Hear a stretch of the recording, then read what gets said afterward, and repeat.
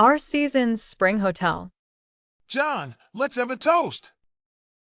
In the private room, a middle-aged couple and an elderly man referred to as John were toasting. Where is Miss Emily? Why isn't she here yet? She'll be here soon, very soon. The sound of knocking was followed by the door being pushed open. A girl walked into the room, her violet bob haircut catching everyone's attention first. Her small face was adorned with exquisite makeup, and beneath her fine eyebrows, her almond-shaped eyes had a slightly seductive tilt.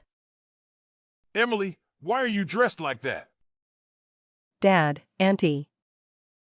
Michael waved her over. Come and meet John. He's been waiting for you. Emily looked at the overindulgent old man in front of her, a faint mocking smile playing on her lips. Emily has always heard of John's reputation and said she wanted to meet him properly. When she heard you were coming today, she rushed over eagerly. Emily, do you drink? Emily looked at the wine glass shoved into her hand, the old man grinning with his blackened teeth, and felt something disgusting touch her thigh, causing a wave of nausea. This was precisely why the Lin couple had called her here. They clearly knew John's intentions but pretended not to see, chatting amongst themselves.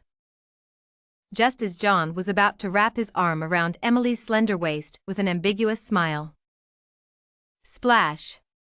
Emily threw the wine in her hand onto his face. John, please behave yourself. Emily dropped the glass and quickly stepped back. You! John's old eyes flashed with cold anger.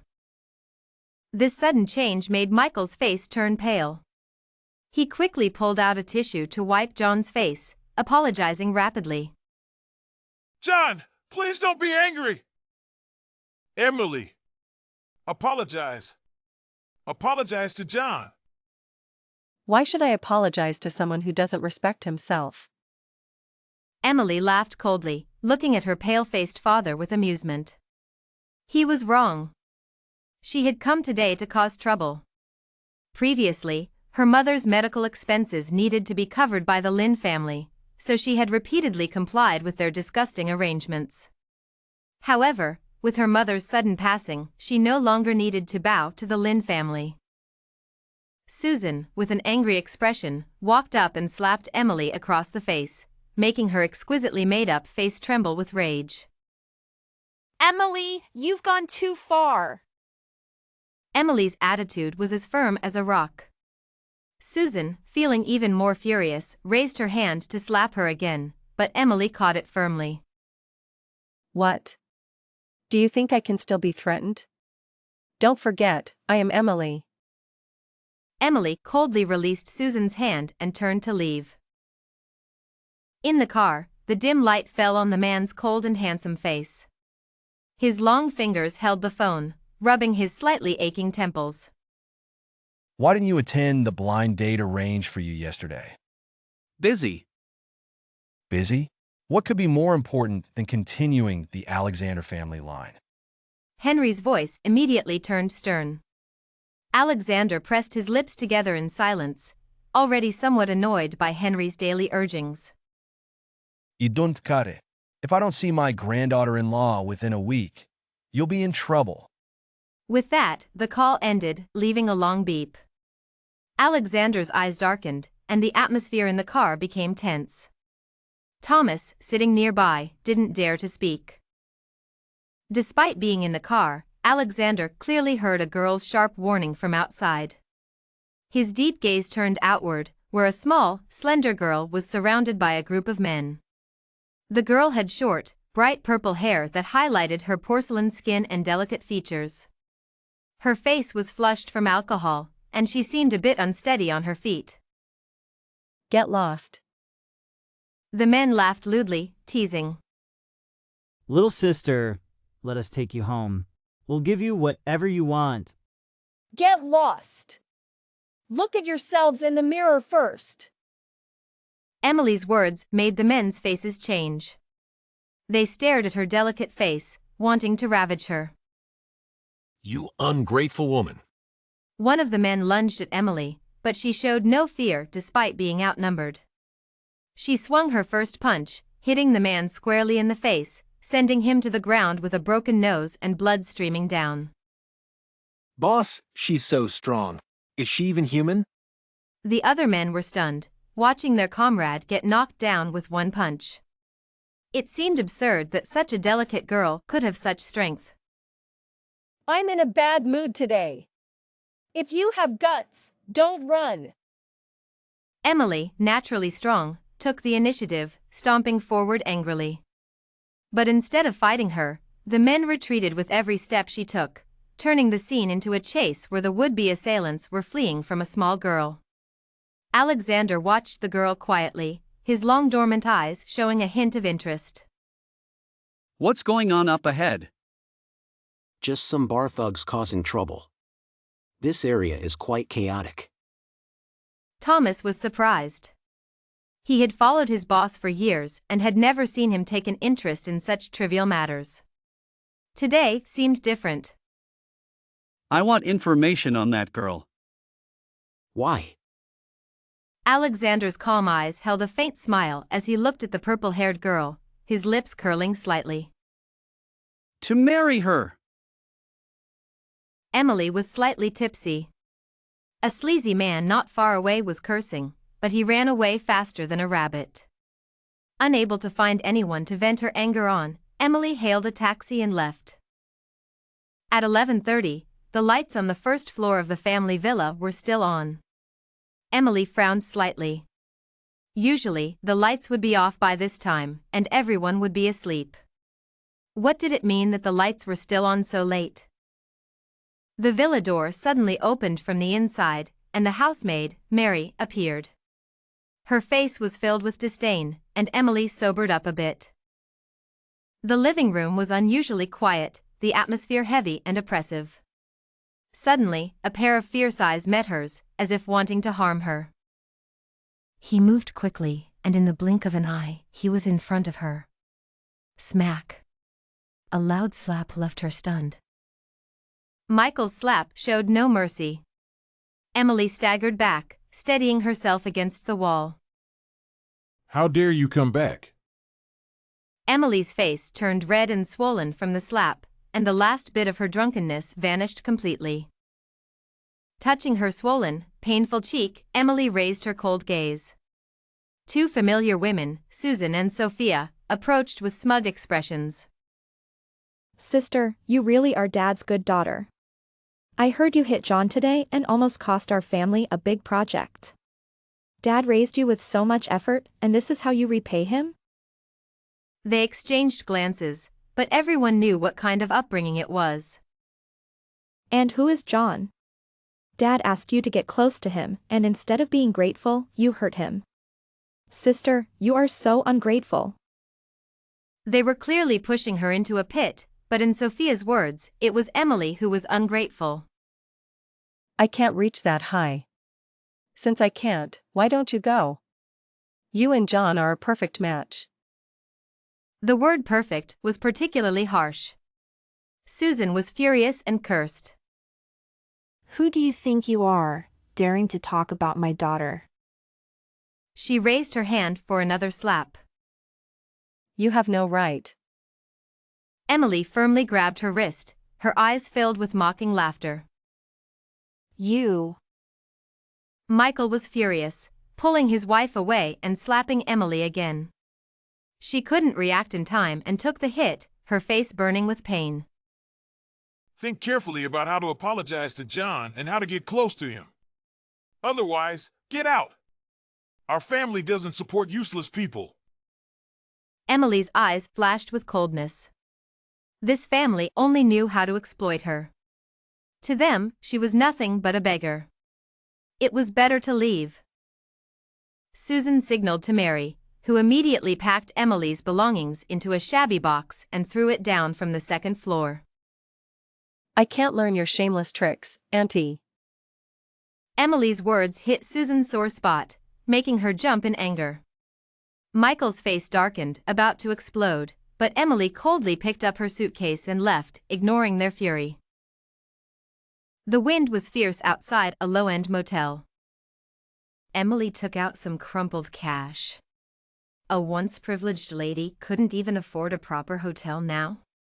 She smirked self-deprecatingly, dragging her suitcase into the motel and taking out her ID to check in. A blinding light pierced through the night into the motel. Emily squinted and looked up to see a dark luxury car.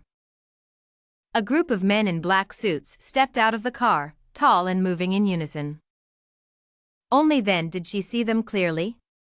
The men in black surrounded her. Miss, our young master wants to see you. Please come with us. Who is your young master?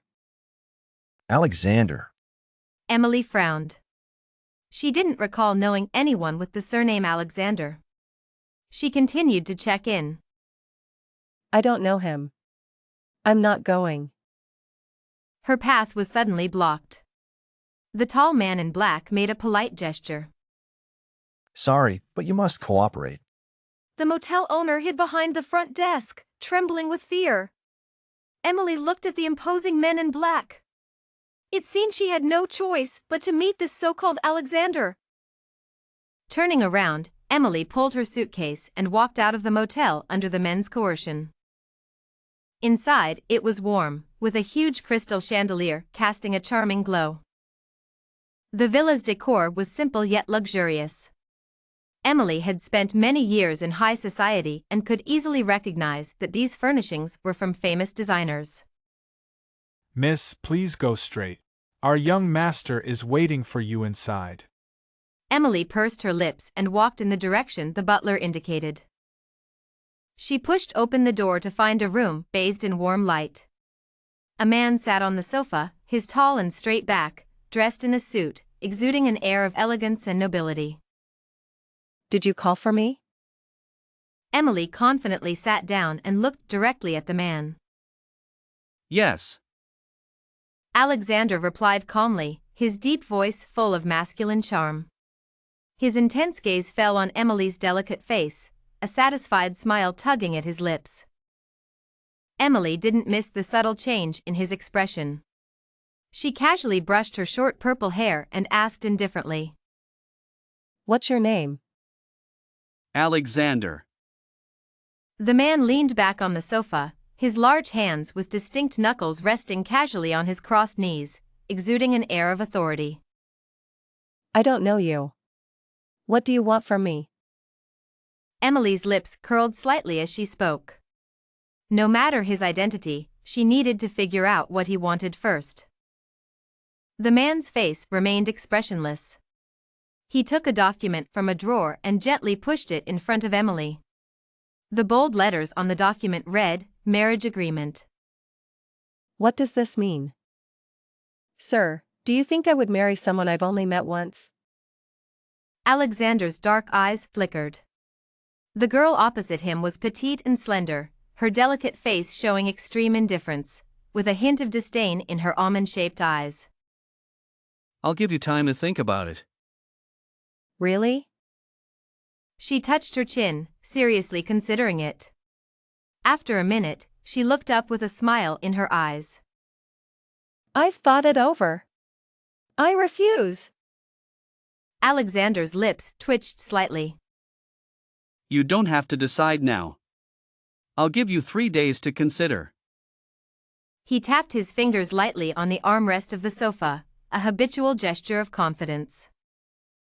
Sir, I'm not interested in playing any forbidden games with you. So let's each go our own way. Goodbye. Emily stood up, adjusted her dress, and turned to leave. Where will you go, having been kicked out? Emily's body visibly trembled. You investigated me? Not an investigation, just a little understanding of my fiancé. Emily found it laughable and let out a cold laugh. I never agreed to marry you. Where did this fiancé nonsense come from? Sir, you're too sentimental. Emily's clear, mocking eyes met Alexander's calm, unperturbed gaze. Also, you're not my type, got it? She turned to leave, but the black-clad men outside suddenly moved. Move aside! The black-clad men ignored her. Furious, Emily rolled up her sleeves. To hell with it, I will vent my anger on them today. Let her go. The black-clad men disappeared down the corridor. Emily glanced back into the room, where Alexander sat on the sofa, calmly watching her with a faint smile. Come to me any time if you change your mind. If you come back here, it means you've agreed. Then, you will be mine, and I will marry you. Emily laughed, then turned and walked away. Emily slipped and fell into a muddy puddle on the dirt road, splashing dirty water all over herself. Damn it. Her knee throbbed with pain. Emily searched her suitcase frantically. Where's my phone? It should light up in a critical moment. Emily realized she had her phone before entering Alexander's villa. Well played, Alexander, trying to trick me. Emily stomped back towards the villa. It was dark and windy. The butler, Mr. Zhang, waited at the villa entrance. He was stunned when he saw Emily's disheveled state. Miss Emily, please follow me. Emily followed him inside without a word. Inside the room, Alexander walked out of the bathroom, drying his hair. He wore a towel around his waist, revealing his muscular chest and abs. Give me back my phone. Phone? I don't know. I'll say it again. Give me back my phone. I don't have time to play house with you. I don't know. Emily took a deep breath, her gaze fiery. Did a ghost steal it? Maybe. Fine. Fine. Emily started turning over the bed, the cabinet, and her suitcase. After 5 minutes, Emily saw Alexander holding her phone. Damn it! She lunged at him like a furious tiger. Alexander sidestepped, and Emily missed, propping herself up halfway. Alexander, you've gone too far. Emily launched another attack, crashing into his chest. Alexander hadn't expected her strength and stumbled to the ground. Alexander, shocked, wrapped his arms around Emily's slender waist as she reached out to grab the phone, which he had thrown onto the bed. What have you been eating to grow so strong? Beast. Trying to take advantage of me? Let go. Emily struggled to sit up, but Alexander held her tightly against his bare chest. The next second, a punch landed hard on his handsome face. Exclamation point. Pain shot through his mouth as he looked at Emily, who had pinned him down, holding his hands above his head. What do you think you're doing? Suddenly, the world spun, and Emily found herself kneeling on the ground, her back facing Alexander, her bottom raised high. Bastard.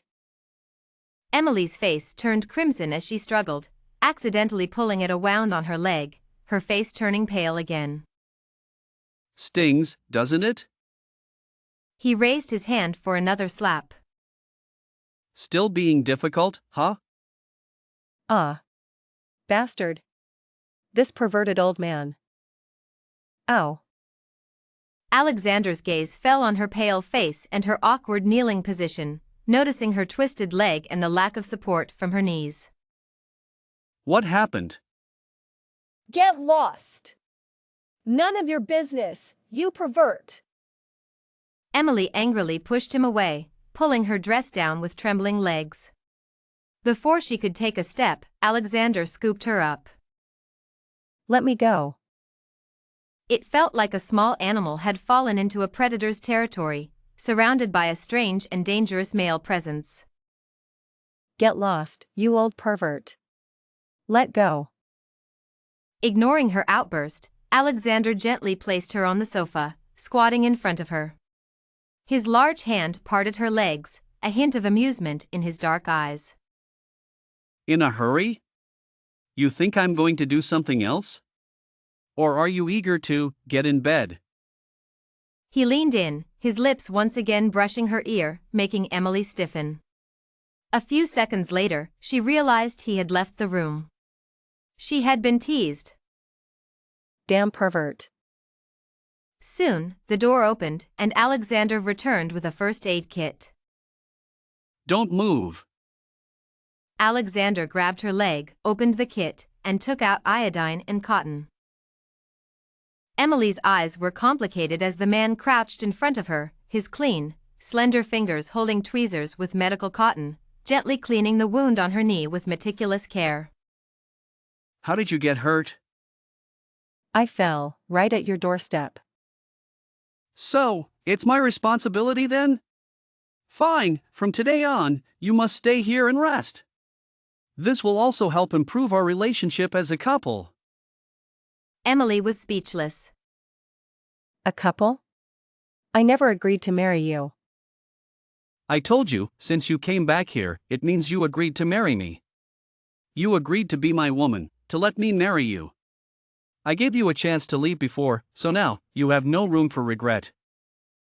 Emily was slightly stunned. All done. Alexander released her leg. Do you do this often? Occasionally. Alexander's dark eyes glanced over the girl's fair face before he picked up the medical kit and left the room. Emily's lips twitched slightly, the warm feeling she had just felt instantly dissipating. Humph. Don't think those 2 slaps are forgotten. That night, because Miss Emily maliciously rolled her dirty body on Alexander's bed while looking for her phone, Alexander had no choice but to sleep in another room. Propping herself up, her fair hand touched her knee, and she pouted arrogantly. A week had passed just like that. She was curious about what kind of medicine Alexander used on her, as it healed so quickly without leaving a scar. Emily scratched her soft, messy purple hair, stood up, and walked to the window. The large, light purple t-shirt made her fair, petite body look even more alluring. A black luxury car drove past the front of the villa. Emily's almond-shaped eyes narrowed slightly. Based on her week's experience here, it was clear that Alexander had returned. Emily's eyes lit up, and she quickly ran to the study. Knock knock. She knocked symbolically, not waiting for Alexander to respond, and pushed the door open. I want to go home.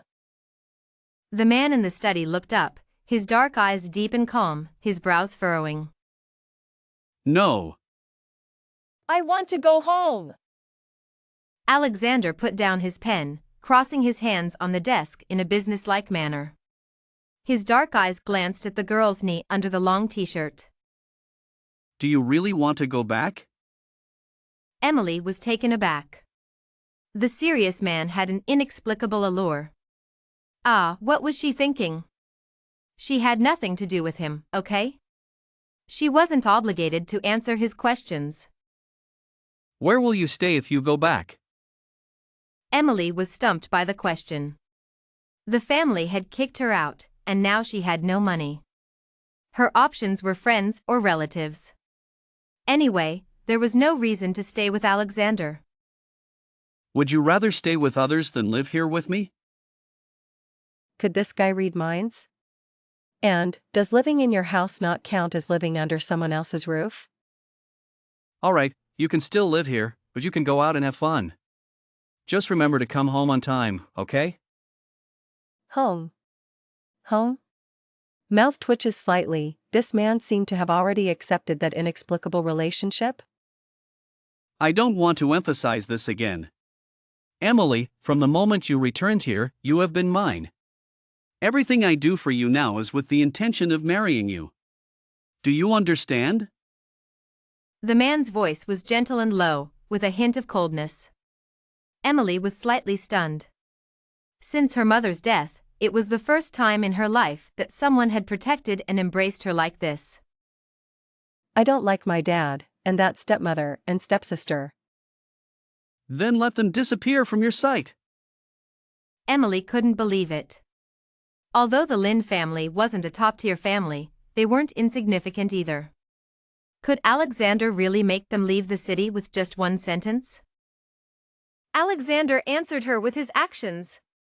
Just 3 days after Emily stayed by Alexander's side, her father sold the company and the whole family moved away. Before leaving, her stepmother even apologized to her, admitting her mistakes and begging for forgiveness, promising they would never bother her again and would stay far away. Everything happened so quickly, it felt like a dream.